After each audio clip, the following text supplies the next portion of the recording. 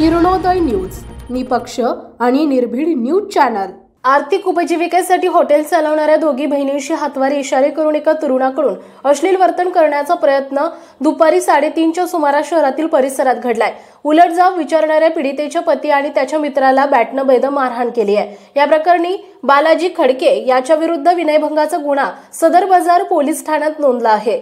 यातील पीडित तरुणीने दिलेल्या फिर्यादीत म्हटलंय की यातील फिर्यादी आणि तिचे पती बहीण हे हॉटेल व्यवसायातून आपली उपजीविका भागवतात। गेल्या 3-4 महिन्यांपासून वरील आरोपी हॉटेलवर येऊन अश्लील चाळे हातवारी करून लज्जास्पद वर्तन करायचा। रविवारीही सकाळी पीडित फिर्यादीशी अशाच प्रकारचं वर्तन केलं। दुपारी फिर्यादीच्या बहिणीशीही असंच कृत्य केलं। या प्रकाराबद्दल फिर्यादीने पतीला याबद्दल माहिती दिली। फिर्यादीचा पती आणि त्याचा मित्र दोघांनी याचा जाब विचारणा केली असता त्याला दमदाटी शिवीगाळ करून लाकडी बॅटनं दोघांना बेदम मारहाण केल्याचं फिर्यादीत म्हटलंय। या प्रकरणी पीडितेने सदर बाजार पोलीस ठाण्यात धाव घेऊन फिर्यादी दिल्यानं नमूद आरोपी विरुद्ध भादवी कलम 354 अन्वये गुन्हा नोंदवला असून पुढील तपास सहाय्यक पोलीस निरीक्षक दिनेश कुलकर्णी करीत आहेत।